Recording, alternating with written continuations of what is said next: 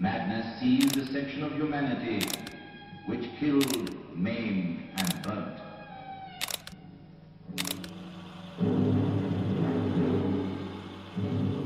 The fury spread, burning its way into Noakhali and Tripura, rural areas of East Bengal. Gandhi 15 अगस्त 1947 हमारी आज़ादी का दिन।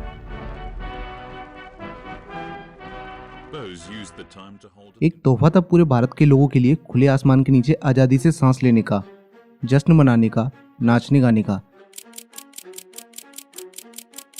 मगर कुछ लोगों के लिए ये उतना ही गहरा सदमा भी था। ये सदमा था उन लोगों के लिए जिन्होंने अपनों की लाश को सड़कों पर गिद्धों और कुत्तों को खाते देखा था। ये दिन कचोटता होगा उन लोगों को जिन्होंने अपनी माँ बहनों को एक भीड़ को घसीटते ले आते देखा था। एक माँ जिसकी नन्ही सी जान को मार दिया उसी के सामने एक भीड़ ने। एक बाप जिसने अपनी बेटी को देखा हुआ किसी स्कूल की खिड़की पर लटके हुए या किसी बीफ की दुकान पर टंगे हुए बिना कपड़ों के। 15 अगस्त 1947 पूरे भारत के लोगों के लिए ये एक खुशी का दिन था, पर इस खुशी की नींव रखी गई थी हजारों लाखों निर्दोष हिंदुओं के शवों पर। अगर 2023 के कलकत्ता से टाइम ट्रेवल करके अपनी आज़ादी के ठीक एक साल पहले 16 अगस्त 1946 के कलकत्ता में जाएं, तो रोड पर गाड़ियों से ज़्यादा लोगों की डिकम्पोज बॉडी देखने को मिलेगी। आसमान में बादलों से ज़्यादा गिद्ध देखने को मिलेंगे। सड़कें, गलियां, मोहल्लों की रातों में भी एक दिन के उजाले जैसी रोशनी होगी। पर ये रोशनी कोई चमचमाती हुई लाइट की नहीं थी, ये रोशनी थी जलते हुए घरों में जलते हुए लोगों की। ऐसा कुछ मंजर था हमारे बंगाल का, जहां एक देश बनाने के नाम पर भयंकर वायलेंस हुआ, जिसमें नरसंहार किया गया एक कम्युनिटी का।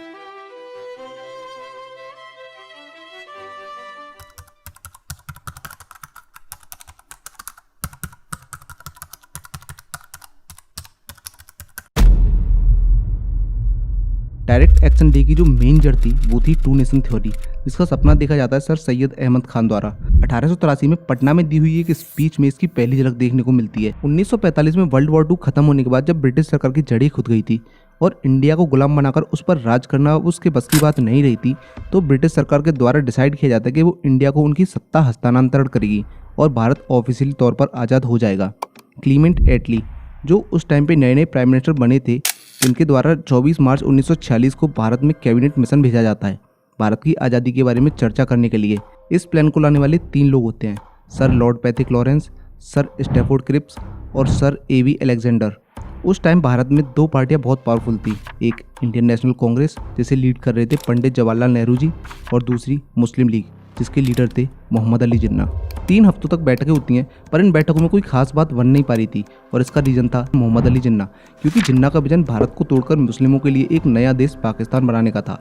मगर नेहरू जी बंटवारा नहीं चाहते थे, वो एक स्ट्रॉन्ग इंडिया चाहते थे जिसमें सभी धर्मों के लोग एक साथ रहें। तो एक डिसीजन पर पहुंचा ही नहीं जा रहा था। इस सब को देखते हुए फाइनली 16 मई 1946 को कैबिनेट मिशन अपनी रिकमेंडेशन देता है, जिसमें इंडिया को अनडिवाइडेड रिकमेंड किया जाता है, मगर इसके साथ ही सेंट्रल गवर्नमेंट को बहुत वीक किया जाता है और स्टेट गवर्नमेंट को बहुत अधिक पावर दे दी जाती है।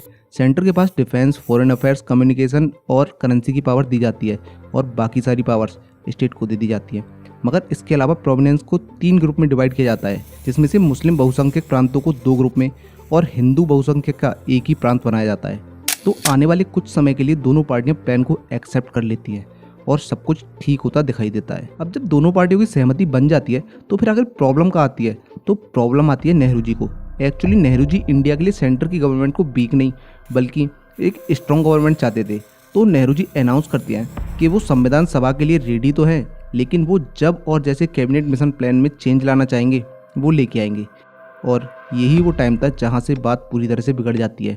कल तक जो जिन्ना रेडी था संविधान सभा के लिए, उसे ये सब ठीक नहीं लगता और वो कैबिनेट मिशन प्लान को रिजेक्ट कर देता है। और 29 जुलाई को जिन्ना अनाउंस करता है डायरेक्ट एक्शन डे का। मुस्लिम लीग संघर्ष करने की तैयारी कर रही है और उनके पास एक जबरदस्त प्लान है। अगर मुसलमानों को पाकिस्तान नहीं दिया तो वे सीधी कार्रवाई करेंगे।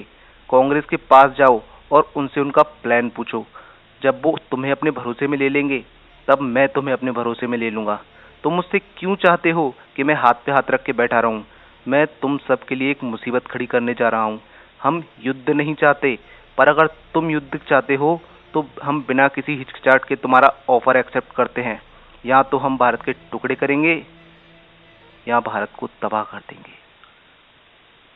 और यहीं से कहानी में एंट्री होती है हुसैन सईद सोहरावर्दी की।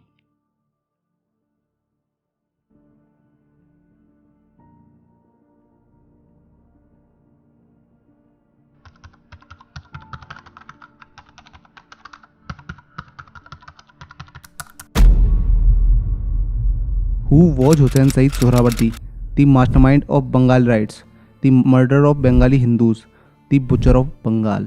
तो अब क्वेश्चन ये आता है कि इन लोगों ने डायरेक्ट एक्शन डे के लिए बंगाल को ही क्यों चुना। तो उसके दो रीजन थे। पहला, बंगाल उस टाइम बाकी स्टेट के मुकाबले इकोनॉमिकली बहुत स्टेबल था, और दूसरा, बंगाल में उस टाइम गवर्नमेंट थी मुस्लिम लीग की, जिसका पीएम था हुसैन सईद सोहरावर्दी। देखो, इंसान चाहे कोई भी हो, पर कोई भी बिना प्लानिंग के इतने बड़े इवेंट को अंजाम नहीं दे सकता था।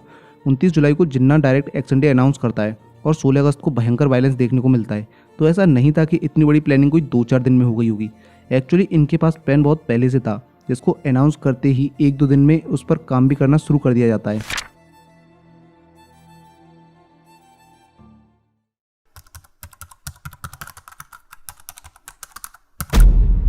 तो आखिर प्लान था क्या?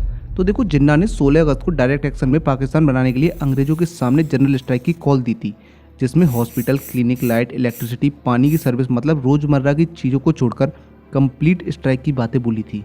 यहाँ पर ध्यान देने वाली बात यह है कि जिन्ना सबको ऐसे दिखा रहा था जैसे ये स्ट्राइक वो प्रेजेंट गवर्नमेंट यानी कि ब्रिटिश सरकार के अगेंस्ट करने जा रहा है। मगर क्या सचमुच ऐसा था? अब दिखने में तो ये नॉर्मल स्ट्राइक हुई, तो इस सब में प्रॉब्लम कहाँ थी? तो प्रॉब्लम इससे कहीं अलग थी। एक आम इंसान के देखने पर ये सारी चीज़ें नॉर्मली लगेंगी, पर टाइम में थोड़ा पीछे जाके देखें, जिन्ना जिसने ओपनली थ्रेट दिया था पूरे इंडिया को प्रेस कॉन्फ्रेंस के जरिए कि वो या तो इंडिया को डिवाइड करेगा या डिस्ट्रॉय करेगा, तो क्या उसका प्लान इतना सुलझा हुआ हो सकता था? तो ऐसा नहीं था। इन लोगों ने सबको गुमराह करने के लिए एक जाल बिछाया था, जिससे लोगों को लगे कि ये एक आम हड़ताल है और लोग इसके बारे में खुद को बिल्कुल तैयार ना कर सकें। और होता भी कुछ ऐसा ही है। जिन्ना पूरे इंडिया को जलाने के लिए एक टाइम बम सेट कर चुका था, जो 16 अगस्त को फटना था।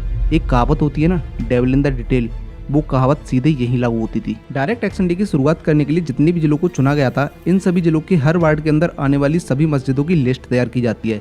और प्लान ये था कि 16 अगस्त को मुस्लिम लीग के 3 मेंबर हर मस्जिदों में भेजे जाएंगे, जो वहां जाके वहां के इमाम और नमाज के लिए आने वाले लोगों को प्लान एक्सप्लेन करेंगे। क्योंकि प्लान इंडिया को ज्यादा से ज्यादा डैमेज करने का था, तो लोगों को संभलने का मौका नहीं देना चाहते थे ये लोग। और इसमें इंटरेस्टिंग बात ये थी कि 16 अगस्त को फ्राइडे यानी जुम्मा था, और नमाजियों की भीड़ और दिन के मुकाबले उस दिन वैसे ही ज्यादा आने वाली थी। मगर ये सब एक प्लान का हिस्सा था। तो एक्स्ट्रा भीड़ जुटाने के लिए हर मस्जिद में एक स्पेशल नमाज ऑफर की जाती है। इसके अलावा 4 अगस्त को इन जिलों के सभी मदरसों में 400 मुस्लिम नेशनल गार्ड की रैली ऑर्गेनाइज की जाती है, जिसमें लोगों को बरगलाया जाता है और तैयार किया जाता है पाकिस्तान बनाने के लिए अपनी जान की कुर्बानी देने के लिए। और उसी रात को मैदान में 500 मुसलमानों की बैठक बिठाई जाती है, जिसमें डिस्क्राइब किया जाता है डायरेक्ट एक्शन डे को एक रिवॉल्यूशन, एक क्रांति के रूप में। अब ये तो प्लान का बेस था, जिसमें मुसलमानों को इकट्ठा करना और उन्हें हिंदुओं को मारने के लिए उकसाया जा रहा था। मगर करना क्या था और कैसे करना था, अभी प्लान में वो बाकी था। अब एक मैसेज था जो बस मुसलमानों के बीच सीक्रेटली सर्कुलेट हो रहा था, जिसमें असली जहर भरा हुआ था। सभी भारत के मुसलमानों को पाकिस्तान बनाने के लिए अपनी जान दे देनी चाहिए। पाकिस्तान बनाने के बाद पूरे भारत को जीत लिया जाएगा। भारत के सभी लोगों को इस्लाम में कन्वर्ट किया जाएगा। हर मुसलमान को 5 हिंदुओं का हक मिलना चाहिए, यानी एक मुसलमान 5 हिंदुओं के बराबर है। अगर जब तक पाकिस्तान और भारत एस्टेब्लिश नहीं हो जाते, तब तक हमें ये स्टेप बराबर करने चाहिए।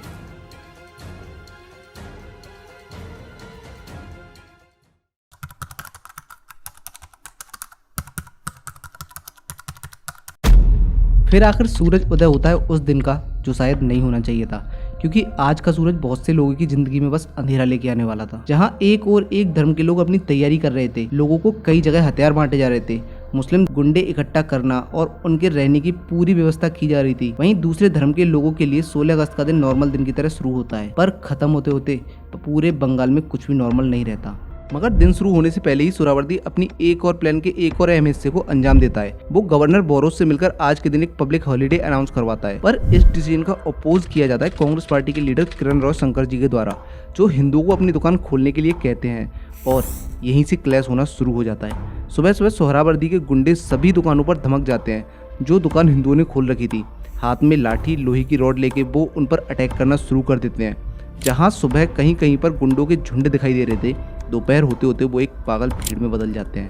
आज 16 अगस्त बंगाल में कुछ ज़्यादा ही मुसलमान थे। ऐसा लग रहा था जैसे दूसरे स्टेट से इन लोगों को बंगाल लाया गया था, और ये भीड़ धीरे धीरे पहुंच रही थी शहीद मीनार, जहां ख्वाजा निजामुद्दीन और सोहरावर्दी 5 से 7 लाख मुसलमानों की इस भीड़ को एड्रेस करते हैं और अपनी अपनी हेट स्पीच देते हैं। ये लाखों लोगों की भीड़ हिंदू मेजोरिटी एरियाज में घुस जाती है और लोगों पर अटैक करना शुरू कर देती है।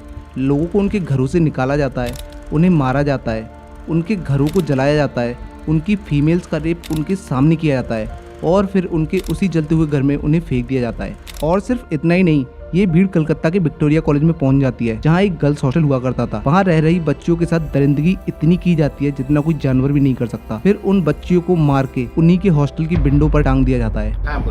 1946 डायरेक्ट एक्शन যে সময় রাজাবাজারে গরুর মাংসের দোকানে হিন্দু মেয়েদেরকে মানে হাত পা কেটে উলঙ্গ ডেড বডি মাথায় হুক দিয়ে ঝুলিয়ে রেখেছিল, সেটা পুলিশের ডিরেক্টর জেনারেল গৌরব বিহারী মজুমদার আমাকে নিতে বলেছে এবং আমি সেটাও করেছি। তাছাড়া আরেকজন সাংবাদিক যান, অন্যগুলো বোর্ড জানি, আমার নামটা এখন মনে নেই, আমার লেখাটা বইতে আছে, মেয়েদেরকে আপনার এই ভিক্টোরিয়া কলেজের হোস্টেলে মেয়েদেরকে উলঙ্গ করে জানালার সাথে মেরে ধর্ষণ করে মেরে ঝুলিয়ে রেখেছিল। এখন বাঙালিরা সেসব ভুলে গিয়েছে।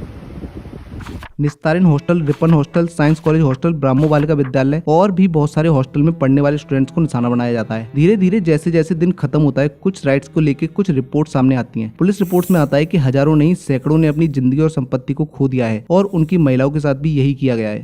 उनके पास इसके लिए कोई एक्यूरेट डेटा नहीं है। न्यूज रिपोर्ट्स में आता है कि 270 लोग मारे गए, 1600 इंजर्ड हैं, 900 बिल्डिंगें जलाई गई हैं। मगर अगले दिन से और भी ज्यादा ऐसी घटनाएं सामने आती हैं। कुछ जगहों पर पुलिस डिप्लॉय की जाती है, फिर उसी जगह से खबरें आना स्टार्ट हो जाती हैं कि पुलिस के नाम पे मुस्लिम लीग के गुंडे वहां जाते हैं और दोपहर 12 बजे से पहले ही हिंदुओं के घरों में लूटपाट और तोड़फोड़ करते हैं और उनके पास रखी हुई लाइसेंस्ड गन छीन ली जाती है और फिर इन्हीं गन से बहुत से लोगों को गोली मार दी जाती है और लगभग एक हफ्ते तक यही चलता रहता है। पर फिर फाइनली 21 अगस्त 1946 को बंगाल में वायसरॉय रूल लगाया जाता है, जिसमें 5 battalion British police, 4 battalion Indian police और 1 बटालियन गोरखा कोर कलकत्ता में डिप्लॉय किया जाता है। मगर जब तक मुस्लिम को जो करना था वो उससे कहीं ज्यादा कर चुके होते हैं। 16 अगस्त से शुरू हुए दंगे 21 अगस्त को खत्म होते हैं, मगर इन दंगों ने कलकत्ता की पूरी तस्वीर बदल दी थी। बहुत सारे लोग मारे जाते हैं, कितने ये किसी को नहीं पता। सड़कों पर डेड बॉडीज कूड़े की तरह पड़ी हुई थी। पूरे कलकत्ता में मांस जलने और सड़ने की स्मेल आ रही थी। अगर मरने वालों के आंकड़ों की बात करें तो जितने मुंह उतनी बातें। जिसको जो सूट कर रहा था, जिसको जो ठीक लग रहा था, वो उतनी कैजुअलिटीज बता रहा था। अगर रिपोर्ट्स की माने तो ये आंकड़ा कहीं 3000 तो कहीं 4000, कहीं 6000, कहीं 12000 तो कहीं 16000 भी था। अगर पॉलिटिकल पार्टीज की माने तो कांग्रेस के हिसाब से 2000 और जिन्ना के हिसाब से ये आंकड़ा, और अगर ऑफिशियल्स की माने तो ये बस 445। कोई एक्यूरेट नंबर तक पहुंचा भी था या नहीं, क्योंकि बहुत सारे लोग काट के गटर और नदी में फेंक दिए थे और उनका कोई आंकड़ा ही नहीं था। और ये बस मर्डर के आंकड़े थे। कितनों का रेप, कितनों ने घर छोड़ा, उसकी तो कोई बात ही नहीं कर रहा। जुगल चंद्र बोस ने कुछ अपनी आंखों से देखा था कि 4 ट्रक डेड बॉडी से ओवरलोडेड थे। लगभग 3 फुट एक्स्ट्रा डेड बॉडी उसमें डाली हुई थी, जिनमें से खून और दिमाग दोनों बह रहे थे। मुस्लिम लीग ने पाकिस्तान बनाने का अपना ये एजेंडा कलकत्ता की सड़कों पर लाशों की सीढ़ियां बना के बनाया था, जहां एक तरफ उसने बोला था कि हमारा ये प्रोटेस्ट ब्रिटिश सरकार के खिलाफ है, but in reality it was against Hindus.